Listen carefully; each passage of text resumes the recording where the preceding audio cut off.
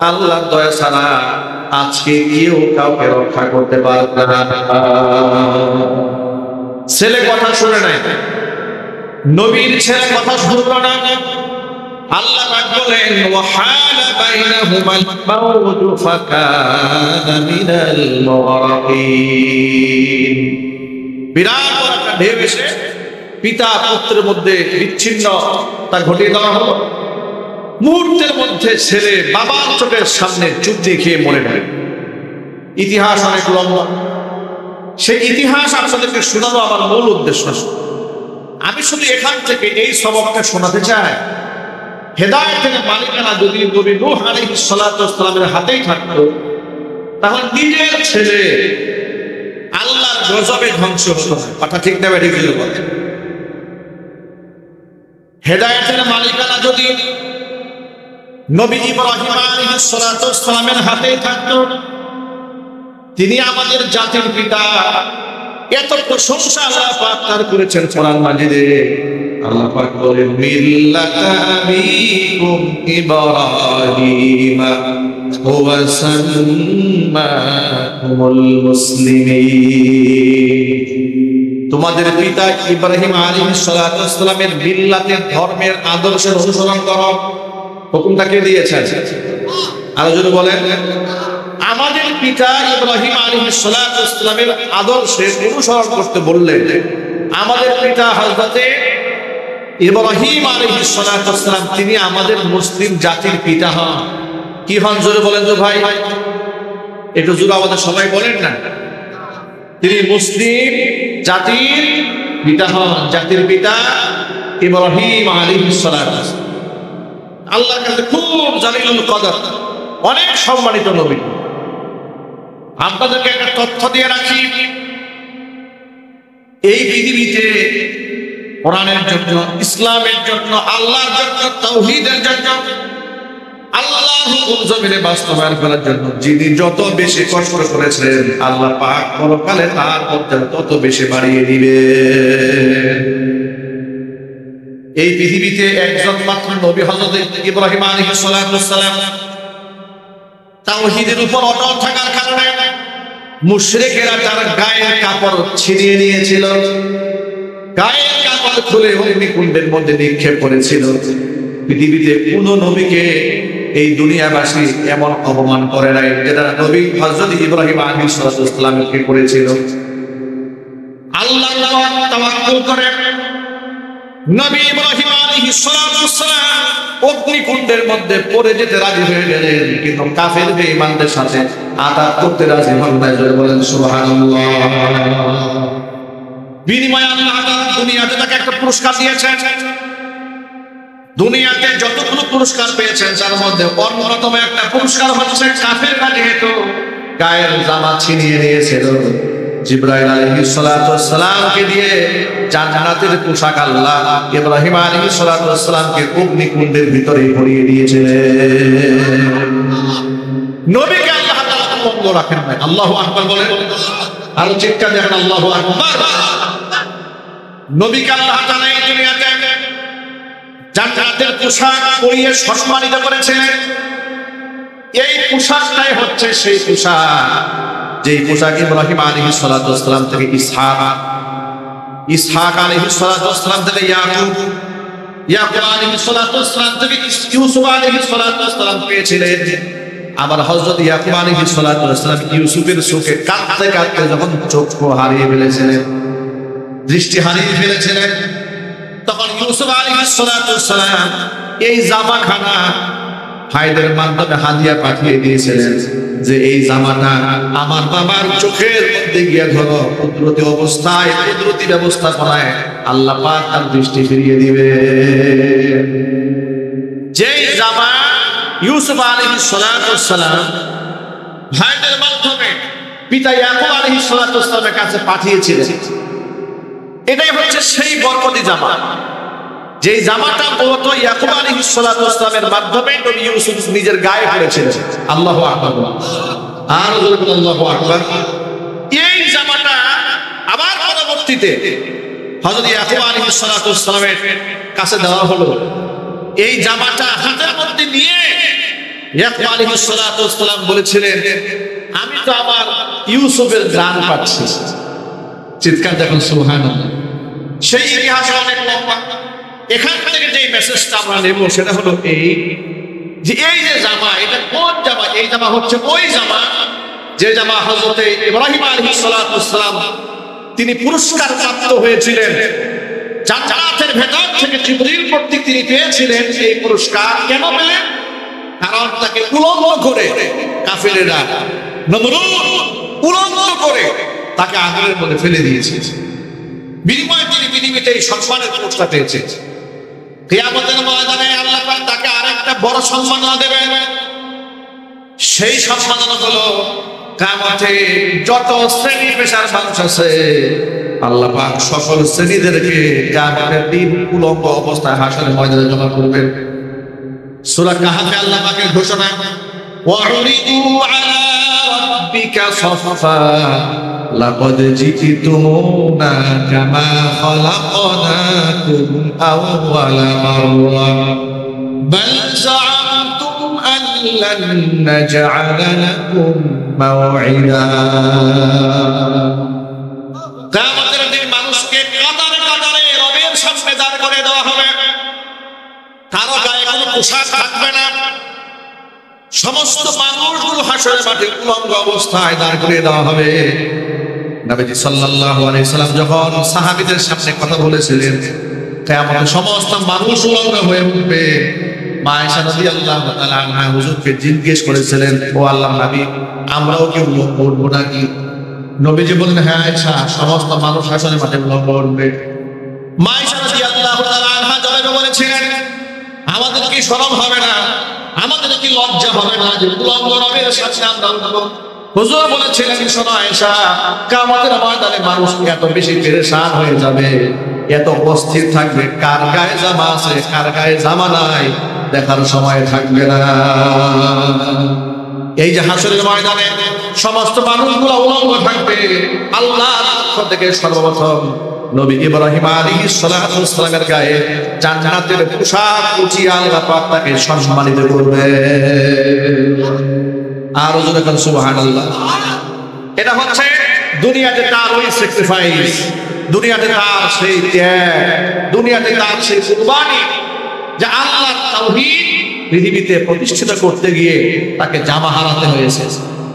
দুনিয়াতে তো আল্লাহ বেহেশতি পোশাক পরিয়ে সম্মাননা দিয়েছেন, হাসরের মাঠেও আল্লাহ পাক তাকে এই সম্মানে ভূষিত করবেন। আল্লাহু আকবার।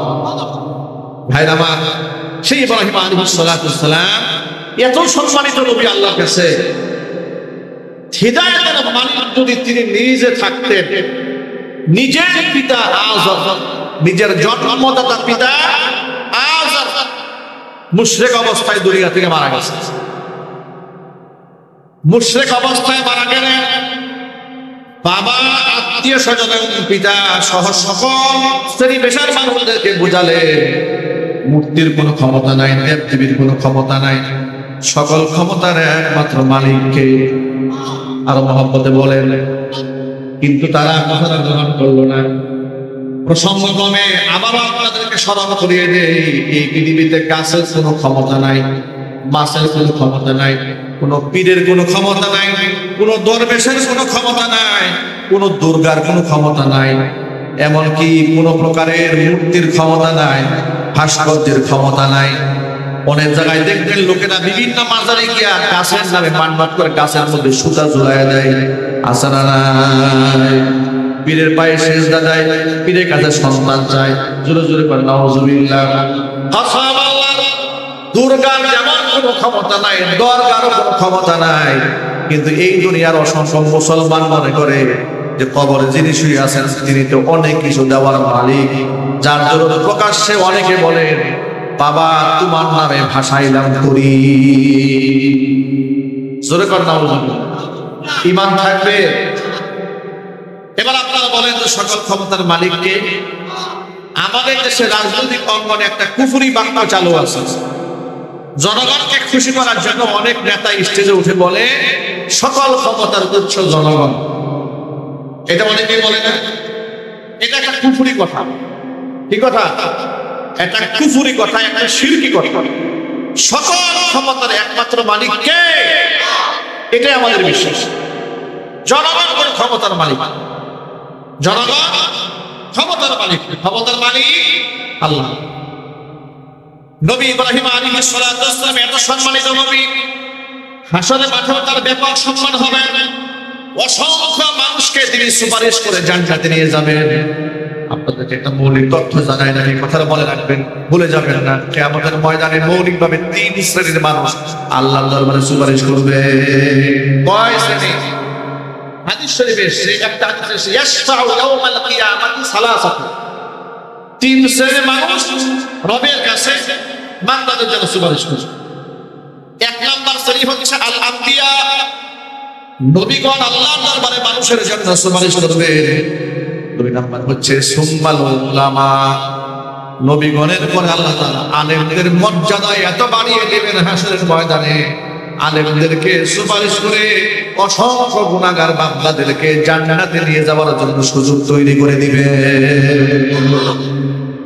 এই যে আজকে বেদগাড়ি মাদ্রাসাতে কত ছেলেরা মাথায় পাগড়ি পেয়েছে, এর এক সময় জগৎ বিখ্যাত হাফেজ কোরআন, আলেম দ্বীন হবে, দাঈ ইলাল্লাহ হবে। বলেন ইনশাআল্লাহ? বলেন না ইনশাআল্লাহ? যিনি জায়গা দিয়েছেন, এই প্রতিষ্ঠাতা যিনি আছেন, বাম পাশে বসে আছেন, এবং আপনারা যারা সহযোগী আছেন, কিয়ামতের ময়দানে এই ছেলেগুলোর জন্য আল্লাহর জান্নাতের ফয়সালা যখন হবে, এরা একা একা জান্নাতে যাবে না। খুব একটা মজার কথা বলি, এই যে আমার সামনে আপনারা যারা বসে আছেন, এখানে অনেক আবেদ বান্দা আছে। আবেদ, আবেদ মানে কি? ইবাদতকারী। আবেদ মানে ইবাদতকারী, মানে যেই ব্যক্তি নামাজ পড়ে না, নাকি? এই অপরাধ ভাই, এই যে স্টেজ মনিটর আওয়াজ দিন, স্টেজ মনিটর আওয়াজ, ভিতরে ভিতরে আওয়াজ কি ক্লিয়ার হয়? ভিতরে আওয়াজ ক্লিয়ার আছে? আমার এখানে ক্লিয়ার নেই, একটু ক্লিয়ার করেন, ক্লিয়ার করেন। মনে রাখেন, আবেদ, আবেদ এর বাংলা অর্থ হচ্ছে ইবাদতকারী। বাংলা অর্থ কি? ইবাদতকারী। আবেদ যে ব্যক্তি ফাসিক নয়, যে ব্যক্তি কবিরা গুনাহ করে না, আল্লাহর বন্দিগিতে, আল্লাহর দাসত্বে যে ব্যক্তি নিজেকে নিয়োজিত করেছে, তাকে আবেদ বলা হয়। কি বলা হয়? আবেদ বলা। কিয়ামতের ময়দানে এই আবেদ তো জান্নাতে যাবে না জাহান্নামে যাবে? জান্নাতে। আবেদকে বলা হয় ইউকালু লিল আবিদি উদখুলুল জান্নাহ, ও আবেদ তুমি জান্নাতে যাও। ওয়া ইউকালু লিল আলিমি কিফ ওয়াসফা লিন নাস, সাধারণ আবেদ যারা আল্লাহর বন্দেগী করেছে, 5 ওয়াক্ত নামাজ পড়েছে, ফরজ ঘাটতি দেয় নাই, ওয়াজিব ছাড়ে নাই, হারাম খায় নাই, সুদ গ্রহণ করে নাই, ঘুষ দেয় নাই, হারামের সাথে সংশ্লিষ্ট জীবন যাপন করে নাই, এমন ব্যক্তিকে আবেদ বলা হয়। কিয়ামতের দিন রবের পক্ষ থেকে ঘোষণা করা হবে, উদখুলুল জান্নাহ, জান্নাতে ঢোকো। ওয়া ইউকালু লিল আলিমি, কিন্তু আলেমকে প্রথমেই বলা হবে না জান্নাতে চলে যাও, বরং আলেমকে থামিয়ে দেওয়া হবে, কি আলেম তুমি দাঁড়াও। আবেদরা একা একা ইবাদত করেছে, একা একা জান্নাতে যাবে, কিন্তু তোমাকে আলেম বানিয়ে এত বেশি মর্যাদা দেওয়া হয়েছে, তুমি একা একা জান্নাতে যেতে পারবে না, দায়িত্ব দাঁড়াও তুমি। অসংখ্য লোক বিপদগ্রস্ত হয়ে আছে, মানুষের সামনে তুমি আজকে সুপারিশ করো, অবশ্যই তোমার সুপারিশ মঞ্জুর করা হবে। সুবহানাল্লাহ বলতে পারেন না? আলেমকে ডেকে বলা হবে, দাঁড়াও তুমি এখানে, মানুষের জন্য সুপারিশ করো, মানুষ চরম বিপদে আছে। আল্লাহর পক্ষ থেকে সুপারিশের পারমিশন পাওয়ার পরে আলেম এত বেশি মানুষের জন্য সুপারিশ করবেন। হাদিস শরীফের মধ্যে এসেছে, আলেমদের সুপারিশকৃত মানুষের সংখ্যা ওয়ালাউ কানা আদাদুহুম আদাদান নুজুম, আসমানের নক্ষত্র সমতুল্য যদি হয়ে যায়, আলেমদের সুপারিশ মঞ্জুর করে অগণিত মানুষকে আল্লাহ পাক ক্ষমা করে জান্নাতের ফয়সালা করে দিবে। সেই আলেমদের সাথে সুসম্পর্ক বজায় রেখে চলতে হবে। কারণ এই দুনিয়াতে যার সাথে যার মহব্বত, পরকালে তার সাথেই তার কিয়ামত। ঠিক কিনা বলেন? দুনিয়াতে আপনি যার সাথে উঠা বসা করবেন, পরকালে আপনি তার সাথেই থাকবেন। এই জন্য আমরা সবসময় বলি, কোরআনে কারিমের আয়াতে রেফারেন্স দিয়ে বলি যে আল্লাহ তাআলা সূরা তাওবায় দেখহীন ভাষায় একটা ঘোষণা করেছেন। আল্লাহ পাক বলেন, ইয়া আইয়ুহাল্লাযীনা আমানু তাকুল্লাহ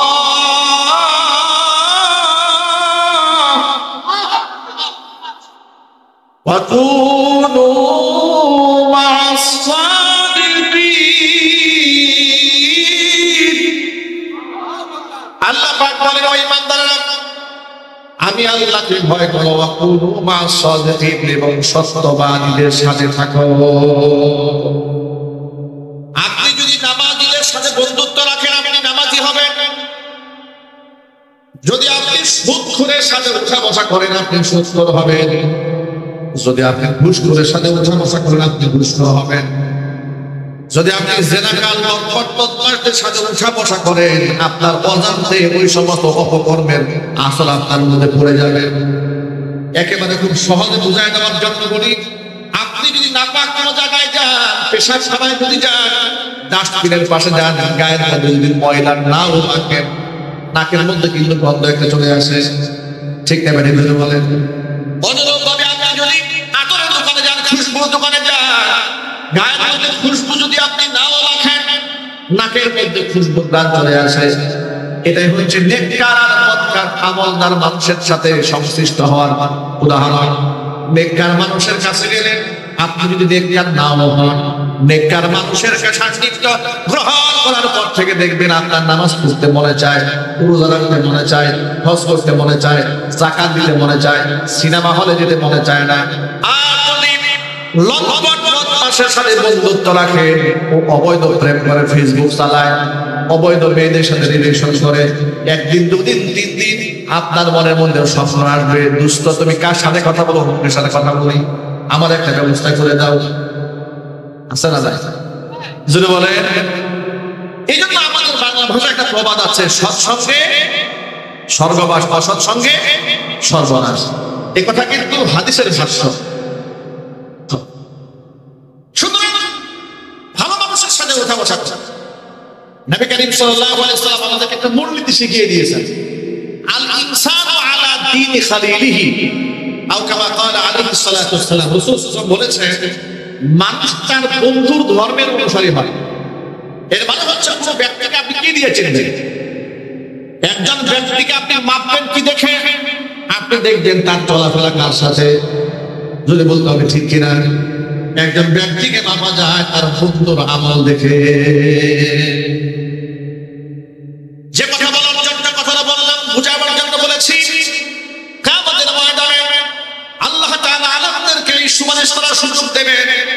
তৃতীয় নাম্বার হচ্ছে শুহাদা, শহীদ যারা হয়েছে আল্লাহর দ্বীনের জন্য, শহীদদেরকে আল্লাহ পাক সুযোগ দিবেন। শহীদরা একা একা জান্নাতে যেও না, শহীদদের তো অনেক মর্যাদা।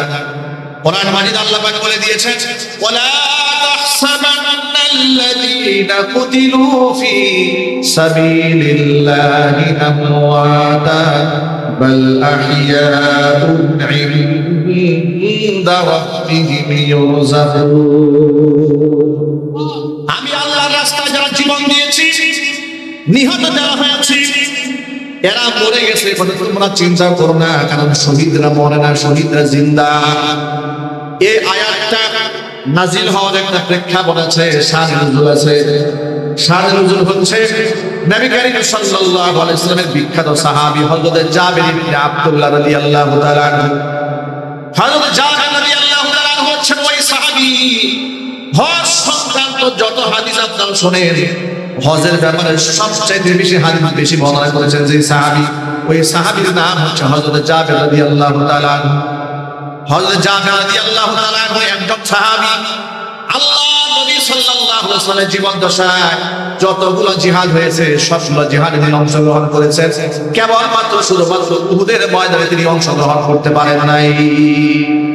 উহুদের ময়দানে অংশগ্রহণ না করার ইতিহাস হলো, এই এই জাবের রাদিয়াল্লাহু তাআলা আনহুর একজন পিতা ছিলেন আব্দুল্লাহ ইবনে আমর ইবনে হারাম রাদিয়াল্লাহু তাআলা। হযরত জাবের রাদিয়াল্লাহু তাআলা আনহুর পিতা 100 বছরের উপরে তার বয়স ছিল। উহুদের ময়দানে জিহাদের ডাক যখন চলে এসেছে, এই বৃদ্ধ সিংহ নবীজি সাল্লাল্লাহু আলাইহি ওয়াসাল্লামের সামনে দাঁড়িয়ে বলেন, ইয়া রাসূলুল্লাহ, আল্লাহ তাআলা জিহাদের জন্য আপনি আমাকে সিলেক্ট করে নিয়ে নেন। আল্লাহু আকবার বলবেন না? আরো চিৎকার দেবেন আল্লাহু আকবার। এই সমাজেও দেখবেন কিছু বৃদ্ধ সিংহ আছে, ঠিক না? ঠিক জোরে বলেন। বয়স অনেক বেশি, ইমানের শক্তি বড় মারাত্মক, যুবকদেরকে হাল বানায়। আল্লামা শাহ আহমদ শফি রাহমাতুল্লাহি আলাইহি পড়াতে ভুলে যাওয়ার কথা না আপনাদের। বৃদ্ধ বয়সে কত শান আর কত মান আল্লাহ পাক দান করেছিলেন। হুইল চেয়ারে চলতেন, ভালো করে দেখতে পারতেন না, স্পষ্ট ভাষায় কথা বলতে পারতেন না। ইমানি তাকওয়া, ইমানি শক্তি আল্লাহ পাক নওজওয়ানদের চাইতে বেশি দান করেছিলেন, ঠিক কিনা বলেন? জুনায়েদ বাগদাদি রাহমাতুল্লাহি আলাইহি বৃদ্ধ মানুষ, জেল খেটেছেন, রিমান্ড খেটেছেন, তাকে উল্টা করে ঝুলিয়ে পায়ে নিচে টর্চার করা হয়েছে। আল্লাহর বান্দার পেছনে বস্তায় বস্তা টাকা দেওয়ার চেষ্টা করেছে স্বৈরাচার, কেনা যায় না। জেল থেকে বের হয়ে অসুস্থ অবস্থায় বলেছে, আল্লাহর দ্বীনের জন্য, নবীজি সাল্লাল্লাহু আলাইহি ওয়াসাল্লামের সুন্নাত কায়েমের জন্য। আমরা তো মাথার মধ্যে বর্তমানে কাপড়ের টুপি পরে আছি, যদি লোহার টুপিও পরতে হয় আমরা লোহার টুপি পরতে প্রস্তুত আছি। আল্লাহু আকবার বলেন। বৃদ্ধ মানুষ, ইমানি জজবাত থাকে। এই রকম একজন ইমানি জজবাতওয়ালা হযরত জাবের ইবনে আব্দুল্লাহ, জাবের রাদিয়াল্লাহু তাআলা আনহুর বাবা আব্দুল্লাহ ইবনে আমর ইবনে হারাম 100 বছরের বৃদ্ধ মানুষ। ইমানি জজবা এত বেশি, সাধারণত যুদ্ধের ময়দানে নওজওয়ানরা যায়, শক্তিশালী যারা তারা যায়, কিন্তু আব্দুল্লাহ ইবনে আমর ইবনে হারাম দাঁড়ায় গেলেন, নবীজি আপনি আমাকে জিহাদে নিয়ে যাবেন। আল্লাহ নবী দেখতে পেরে তার মধ্যে যে জজবা, যে আগ্রহ, এই বুড়াকে রেখে যাওয়ার তো শুধু সুবহানাল্লাহ, আর সুবহানাল্লাহ। ভাইরা, আমরা আয়েশার জীবনকে খুব পছন্দ করি।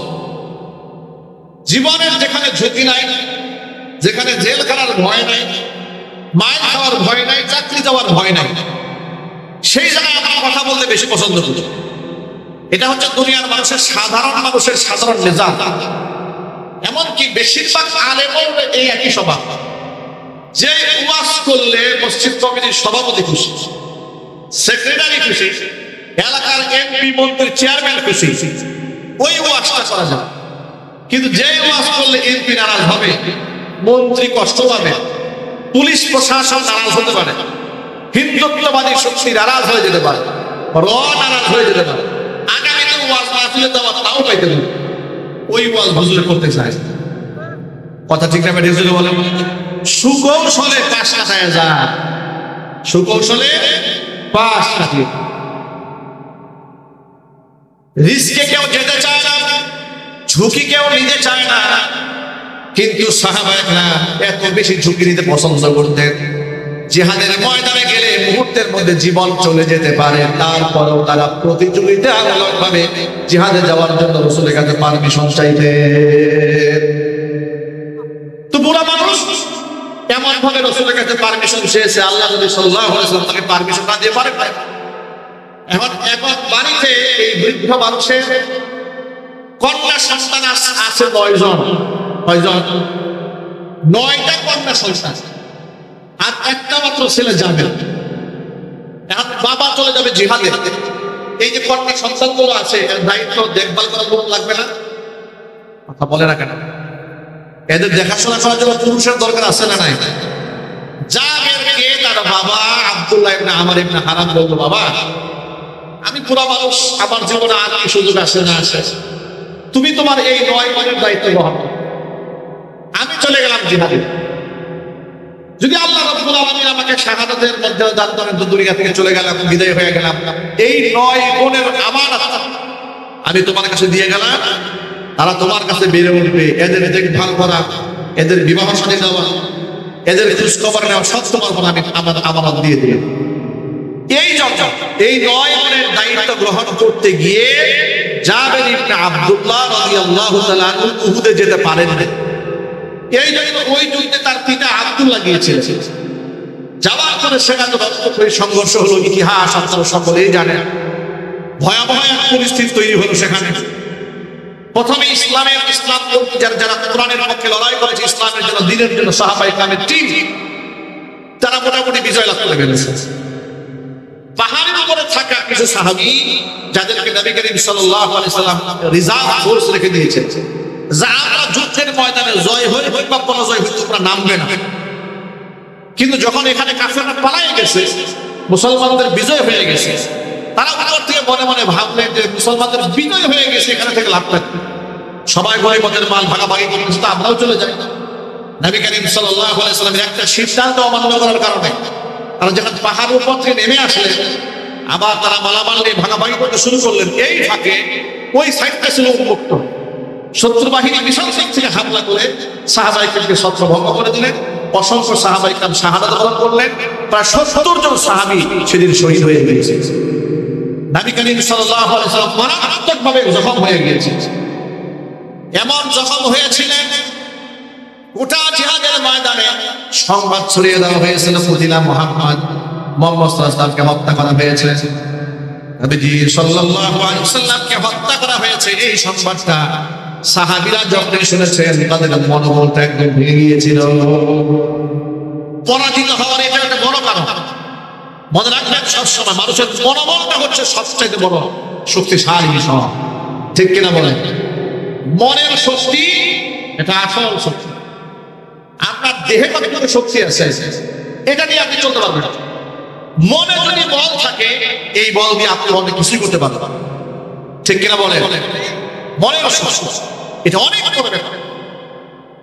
এই জন্য দেখবেন পৃথিবীর সমস্ত কাফেরেরা মুসলমানদেরকে মানসিকভাবে আগে দুর্বল করত, তাদেরকে ভুল বোঝায়, ভুল মেসেজ দেয়, আমাদের কাছে এই আছে, সেই আছে, অমুক আছে, তুমুক আছে, যাতে করে আগেই মুসলমানদেরকে দুর্বল বানিয়ে দেওয়া।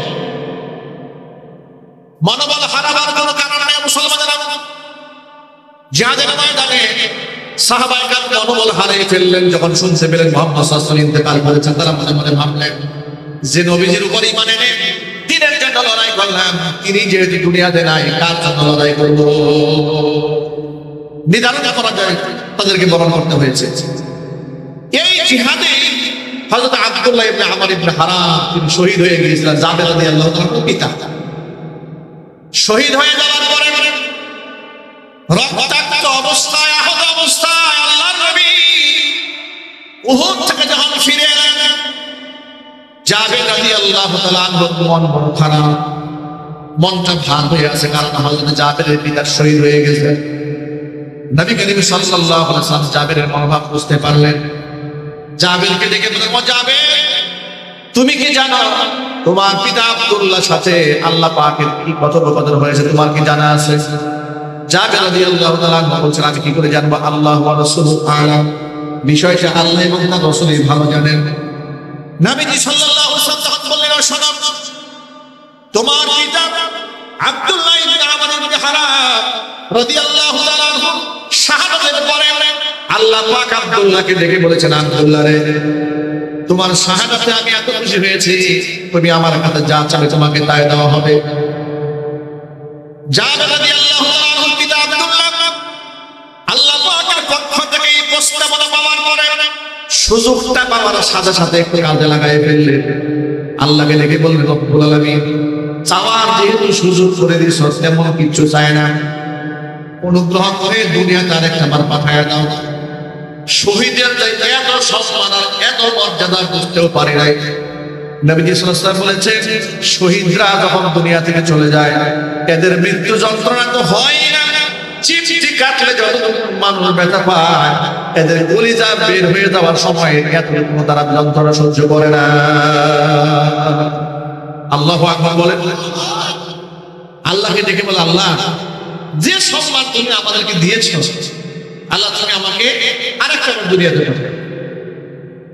আল্লাহ পাক তখন বললেন, ও আব্দুল্লাহ রে, আমি আল্লাহ পাকের চূড়ান্ত ফয়সালা হলো দুনিয়া থেকে যারা স্বাভাবিক মৃত্যুর মাধ্যমে কিংবা ইন্তেকালের মাধ্যমে যে করে হোক না কেন, শাহাদাতের মাধ্যমে যদি